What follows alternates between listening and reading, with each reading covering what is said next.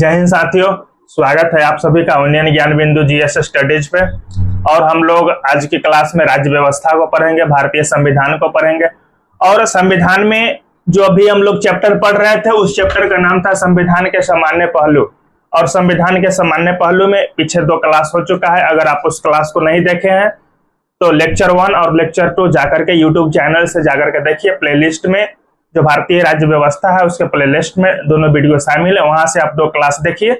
तो आइए आज की क्लास को हम लोग शुरू करते हैं। आज की क्लास को शुरू करने से पहले आप लोगों से मेरा विनम्र निवेदन है कि आप लोगों का ये यूट्यूब चैनल है उन्नयन ज्ञान बिंदु जीएस स्टडीज, इसको आप लोग सब्सक्राइब भी कर दीजिए। ठीक, सब्सक्राइब कर दीजिए। और आइए आज की क्लास को बिना समय बर्बाद किए हुए, इस 35 मिनट का क्लास होगा और आज की क्लास में ये जो टॉपिक है इसको आज हम लोग खत्म कर देंगे। ठीक, संविधान के सामान्य पहलू में छोटी छोटी बातें हैं उसको जो है आप लोग ध्यान में रखेंगे।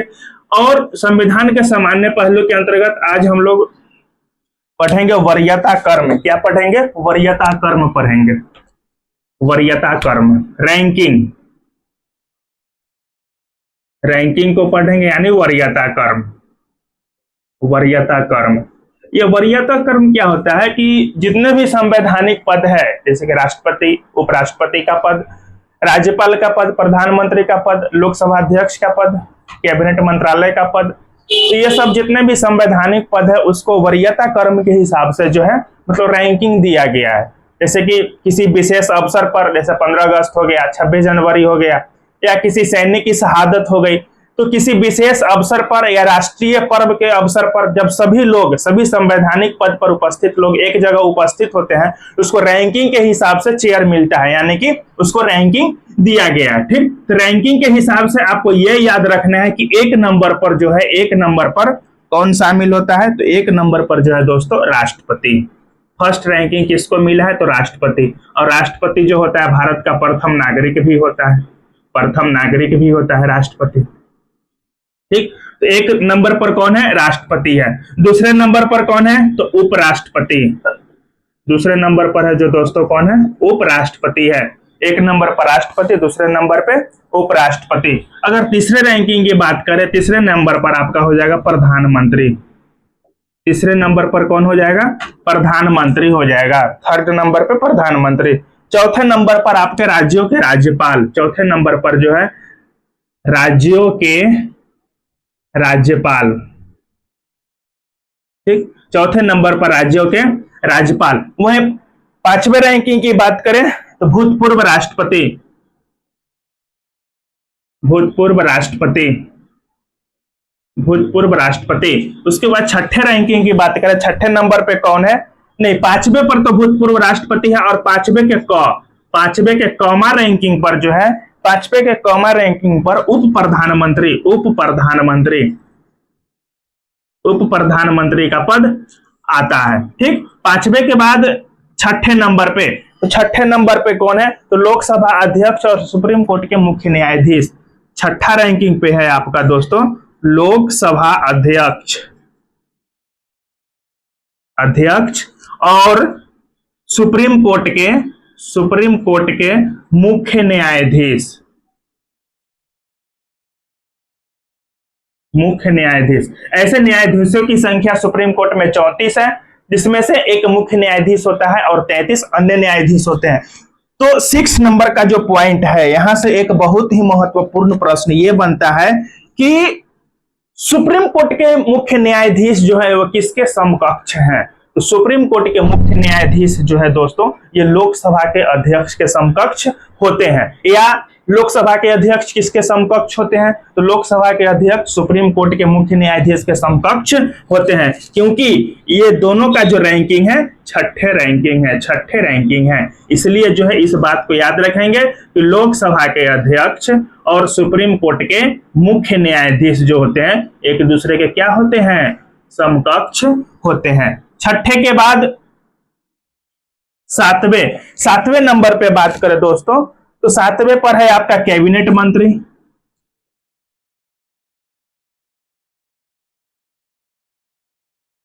सातवें पर कौन है आपका? कैबिनेट मंत्री है। उसके बाद लोकसभा और राज्यसभा के विपक्ष के नेता है, मतलब विपक्ष के नेता है। लोकसभा और राज्यसभा के विपक्ष के नेता, ठीक, लोकसभा और राज्यसभा दोनों सदन के विपक्ष के नेता, Lok Sabha and Rajya Sabha, LS and RS दोनों के जो है विपक्ष के नेता, कैबिनेट मंत्री, ये सब जो है, और नीति आयोग के उपाध्यक्ष, मुख्यमंत्री और पूर्व प्रधानमंत्री, सभी राज्यों के जो मुख्यमंत्री, सभी राज्यों के मुख्यमंत्री, उसके बाद नीति आयोग के उपाध्यक्ष, नीति आयोग के उपाध्यक्ष, और वही नीति आयोग के जो अध्यक्ष होता है वो दोस्तों प्रधानमंत्री होता है। नीति आयोग के अध्यक्ष कौन होता है? प्रधानमंत्री होता है, और प्रधानमंत्री जो है तीसरे नंबर पे है। इसलिए जो नीति आयोग के उपाध्यक्ष को क्या रैंकिंग मिला है? 7वां रैंकिंग मिला है। तो ऐसे तो बहुत सारे संवैधानिक पद है और सारे रैंकिंग को याद रखना पॉसिबल है भी नहीं।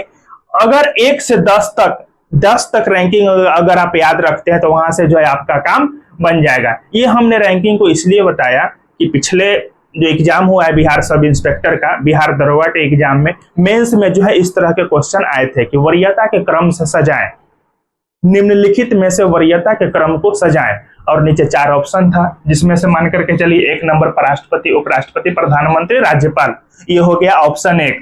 दूसरे नंबर पर राष्ट्रपति, उसके बाद उपराष्ट्रपति को हटा देगा, राष्ट्रपति, प्रधानमंत्री, राज्यों के राज्यपाल, भूतपूर्व राष्ट्रपति, ऑप्शन नंबर 2। उसके बाद तीसरा ऑप्शन पे था राष्ट्रपति, उपराष्ट्रपति, उप प्रधानमंत्री, लोकसभा अध्यक्ष, ऑप्शन नंबर 3। इस तरीके से ऑप्शन थे। तो अगर ये वरीयता क्रम आपको याद रहेगा तो यहाँ से प्रश्न पूछे गए हैं, इसलिए हमने आपको यहाँ पे समझाने की कोशिश की।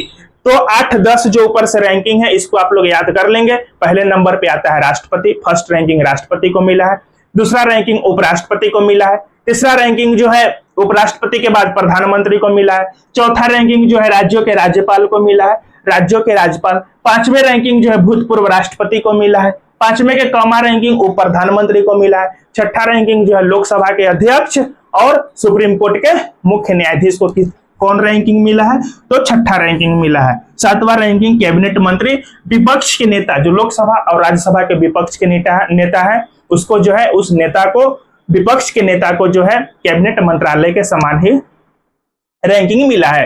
कैबिनेट मंत्रालय में जो है रेल मंत्री हो गया, उद्योग मंत्री हो गया, कपड़ा मंत्री हो गया, रक्षा मंत्रालय हो गया, गृह मंत्रालय हो गया, रेल मंत्रालय हो गया, ठीक।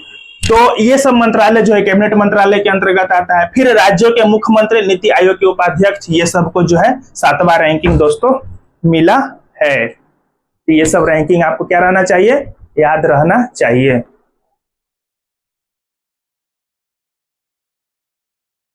एक मिनट,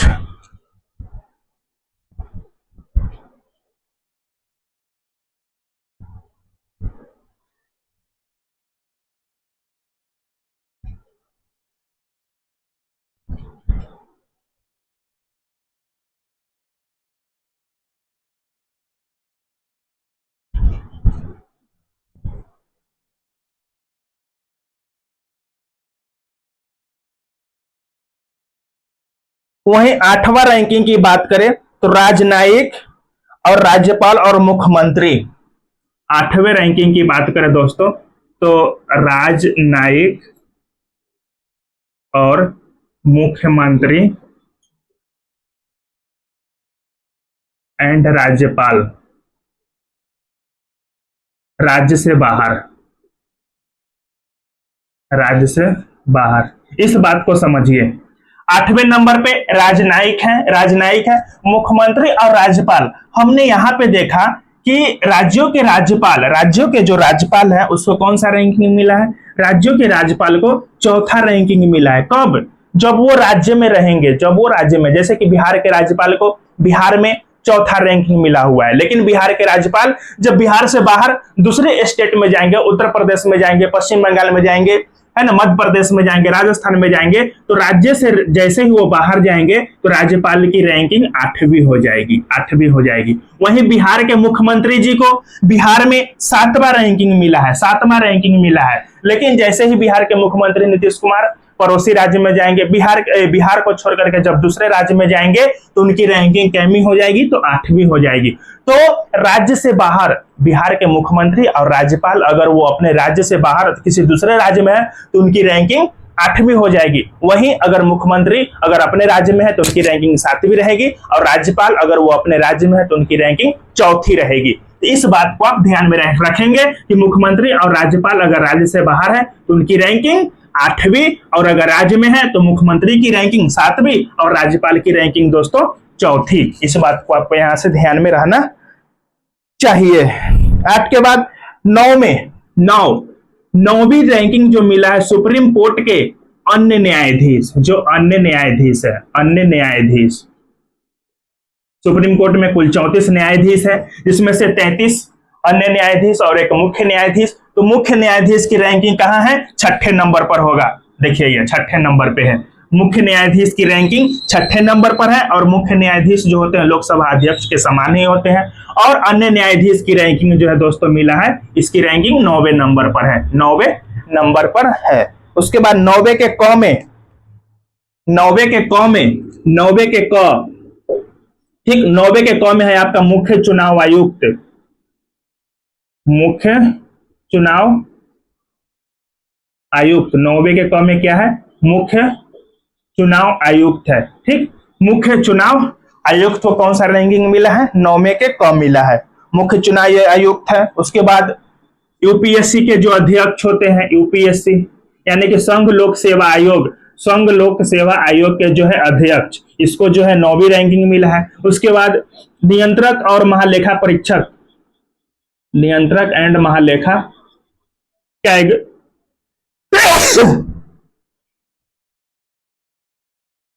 महालेखक परीक्षक मतलब कैग की रैंकिंग कहां है? 9वें के क में है। नियंत्रक महालेखा परीक्षक 9वें के क में है। ठीक, उसके बाद एक दो और रैंकिंग को आप ध्यान में रखिए। यहां से 9 को तो देख लिए, एक और है, कम से कम 10 रैंकिंग आपको याद रहना चाहिए। ठीक, यहां से आपको मिटा देते हैं, यहां से आप स्क्रीनशॉट लेना चाहते हैं स्क्रीनशॉट ले सकते हैं। ठीक,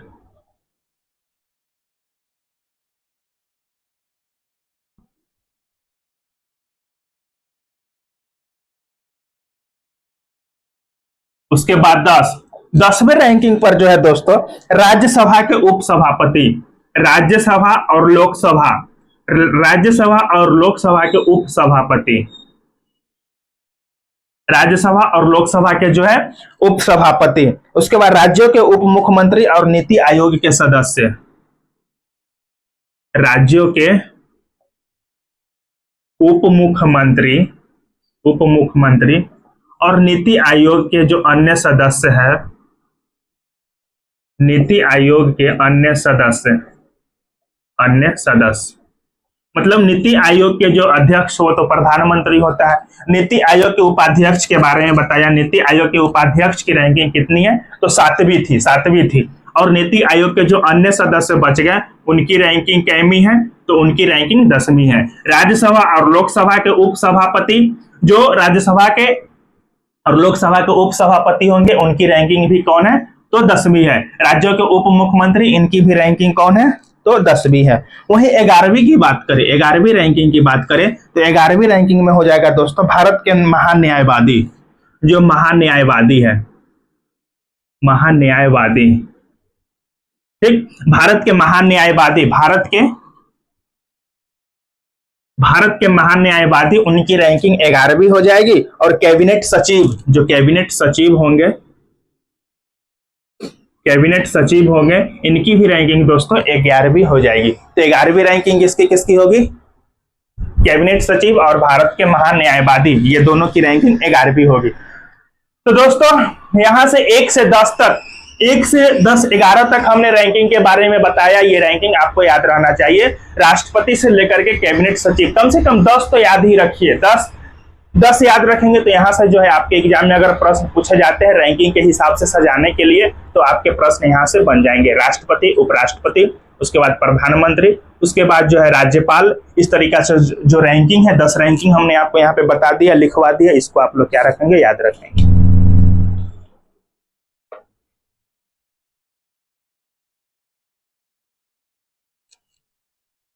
आइए इससे आगे देखते हैं।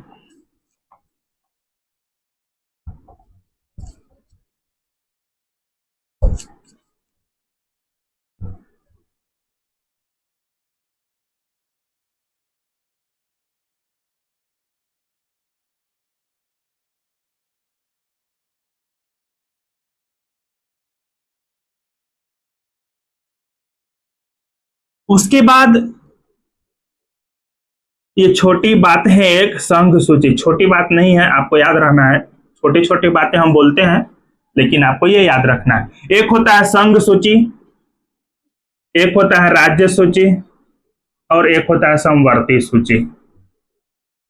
समवर्ती सूची दोस्तों, संघ सूची पर कानून, संघ सूची पर कानून, संघ सूची पर जो है दोस्तों कानून केंद्र सरकार या संसद बनाती है। कौन बनाती है? संसद बनाती है। संसद या संघ की सरकार, संसद या संघ की सरकार जो है, मतलब स्पष्ट रूप से समझिए, संघ सूची पर कानून कौन बना सकती है? तो केंद्र सरकार बना सकती है। वही राज्य सूची पर राज्य की विधानमंडल होती है। राज्य विधानमंडल वो जो है कानून बनाती है। राज्य की विधानमंडल यानी कि राज्य सरकार कानून बनाती है।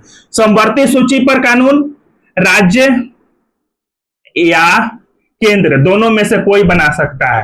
राज्य या केंद्र दोनों में से कोई भी है समवर्ती सूची पर कानून बना सकता है।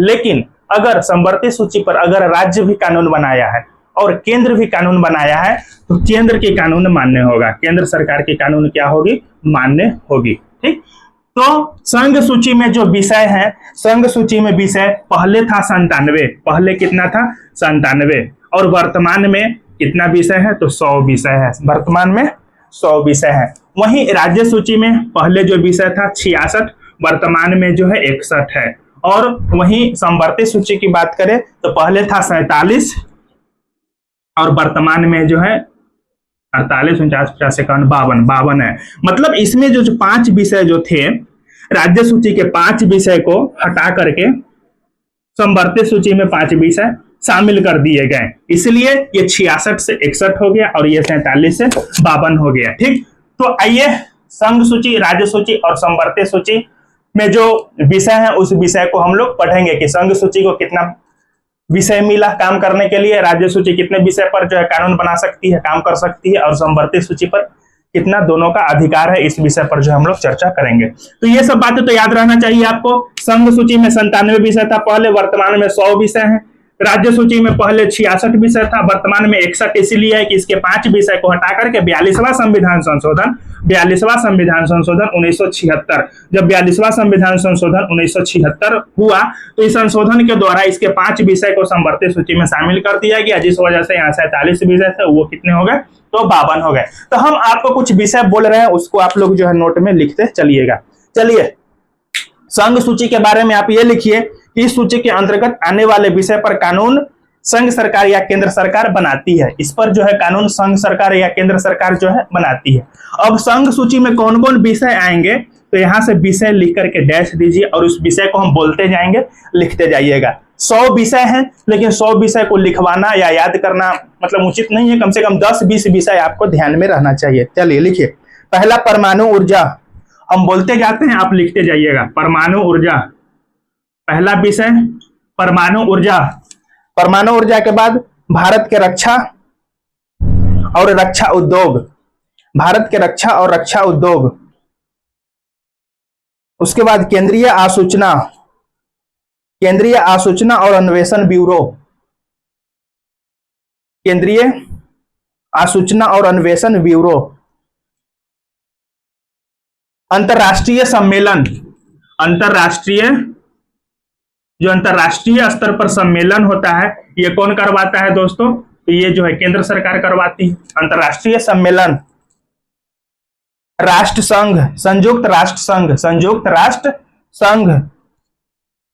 विदेशी कार्य, विदेशी कार्य, जितने भी विदेशी कार्य होते हैं ये भी जो है केंद्र सरकार के द्वारा किए जाते हैं। युद्ध अथवा शांति, युद्ध अथवा शांति। आप देखे होंगे जब पड़ोसी राष्ट्रों से युद्ध होता है तो उसमें जो है भूमिका केंद्र सरकार की मुख्य रूप से रहती है। युद्ध अथवा शांति। पासपोर्ट वीजा, पासपोर्ट, वीजा, ये सब जो है केंद्र सरकार के अंतर्गत आता है, पासपोर्ट अथवा वीजा। रेल, रेल ये भी केंद्र सरकार के आता है, रेल। राष्ट्रीय राजमार्ग, एनएच, एनएच नेशनल हाईवे, जो राष्ट्रीय राजमार्ग है वो। बड़े बंदरगाह, आरबीआई, डाकघर, आरबीआई आप लिखते चलिए, आरबीआई, डाकघर, बड़े बंदरगाह, बैंकिंग, बचत बैंक। उसके बाद विदेशों के साथ व्यापार, विदेशों के साथ व्यापार हो गया। बीमा, बीमा, stock exchange, stock exchange, share बाजार, शेयर बाजार। जनगणना, जनगणना दोस्तों, जनगणना प्रत्येक 10 साल पर होती है और जनगणना कौन करवाती है? तो केंद्र सरकार ही करवाती है, जनगणना। निगम कर, निगम कर और राष्ट्रीय महत्व के घोषित स्थल, राष्ट्रीय महत्व के घोषित स्थल, राष्ट्रीय महत्व के घोषित स्थल। तो ये जितने भी हमने बोला, जितने भी विषय के बारे में बोला, परमाणु ऊर्जा के बारे में बोला, परमाणु ऊर्जा, रेल, डाकघर, स्टॉक एक्सचेंज, बीमा बाजार, युद्ध अथवा शांति, पासपोर्ट, वीजा, जनगणना, राष्ट्रीय महत्व के घोषित स्थल, विदेशी कार्य, डाकघर, आरबीआई, बैंकिंग। तो ये सब जितने भी हमने विषय बोला, ये सब विषय किसके अंतर्गत आते हैं दोस्तों? ये सब विषय आते हैं आपके संघ सूची के अंतर्गत। आइए अब राज्य सूची के बारे में देखते हैं। तो राज्य सूची में पहले 66 विषय था, वर्तमान में 61 है। तो 61 विषय को नहीं, 5-10 विषय को आप याद रखेंगे। चलिए लिखिए, लोक व्यवस्था, राज्य सूची में लिखेंगे लोक व्यवस्था। पुलिस, पुलिस, जेल, राज्य की पुलिस, राज्य की सरकार अपने राज्य के पुलिस के लिए कानून बना सकती है, जेल। स्थानीय शासन, यानी कि जो पंचायती राज व्यवस्था ये सब होता है, स्थानीय शासन। लोक स्वास्थ्य और स्वच्छता, लोक स्वास्थ्य और स्वच्छता ये भी है, राज्य सूची के अंतर्गत आता है। कृषि, कृषि सबसे महत्वपूर्ण पॉइंट, कृषि, कृषि भी राज्य सूची के अंतर्गत आता है, कृषि। कृषि के बाद मनोरंजन कर, मनोरंजन पर जो टैक्स लगता है वो, मनोरंजन। और कब्रिस्तान और शमशान, कब्रिस्तान और शमशान ये सब जो है किसके अंतर्गत आता है दोस्तों? तो राज्य सूची के अंतर्गत आता है। ये सब पर नियम कानून राज्य सूची बना सकती है। ठीक हो गया। उसके बाद पथ कर, पथ, पथ कर, पथ कर, पथ कर। ठीक, तो ये सब जो सूची हमने बोला, लोक व्यवस्था, पुलिस, कारागार, जेल, स्थानीय शासन, लोक स्वास्थ्य, कृषि, मनोरंजन, उद्योग, उद्योग एक और लिख लीजिए, उद्योग और मत्स्यन, मछली पालन जो होता है, मत्स्यन, इस पर भी जो है केंद्र राज्य सरकार जो है नियम बनाती है। अब आइए संवर्ती सूची, संवर्ती सूची। तो संवर्ती सूची के अंतर्गत इसमें भी जो है राज्य सूची, राज्य सूची नहीं, संवर्ती सूची पर राज्य सरकार या केंद्र सरकार दोनों में से कोई कानून बना सकता है। वही संवर्ती सूची की संख्या पहले 47 थी, 42वां संविधान संशोधन हुआ, जिसके तहत इसमें से राज्य सूची के 5 विषय को कहां पे शामिल कर दिया गया? तो संवर्ती सूची में शामिल कर दिया गया। कौन कौन से वो 5 विषय थे? तो देखिए, पहला था शिक्षा, पहला था दोस्तों आपका शिक्षा, शिक्षा था। ठीक, शिक्षा के बाद क्या था? तो शिक्षा के बाद था आपका वन और वन जीवों का संरक्षण। शिक्षा था, वन था, उसके बाद वन्य जीव का संरक्षण, वन्य था, वन्य जीव का संरक्षण था, शिक्षा था, 3 हो गया। उसके बाद चौथा था न्याय प्रशासन, चौथा क्या था आपका दोस्तों? न्याय प्रशासन। और 5वां था आपका बाट और नापतौल, बाट और नापतौल। तो ये जो 5 विषय थे, शिक्षा, शिक्षा हो गया, वन, वन्य जीव का संरक्षण, न्याय प्रशासन, बाट नाप तौल, ये सब जो है पहले राज्य सूची के विषय हुआ करते थे। इस पर जो है नियम कानून राज्य सूची बना सकती थी, इस पे जो अधिकार राज्य सूची का था। लेकिन 42वां संविधान संशोधन 1976 के तहत राज्य सूची से ये 5 विषय शिक्षा, वन्य, न्याय प्रशासन, वाट नाप तौल, ये सब को हटा करके संवर्ती सूची में शामिल कर दिया गया। ठीक, तो संवर्ती सूची में कौन कौन आएगा? पहले तो शिक्षा, वन्य जीवों का संरक्षण, न्याय प्रशासन, बाट नाप तौल, ये सब आएगा। उसके बाद लिखिए विवाह या विवाह विच्छेद यानी कि तलाक, विवाह विच्छेद, ट्रस्ट,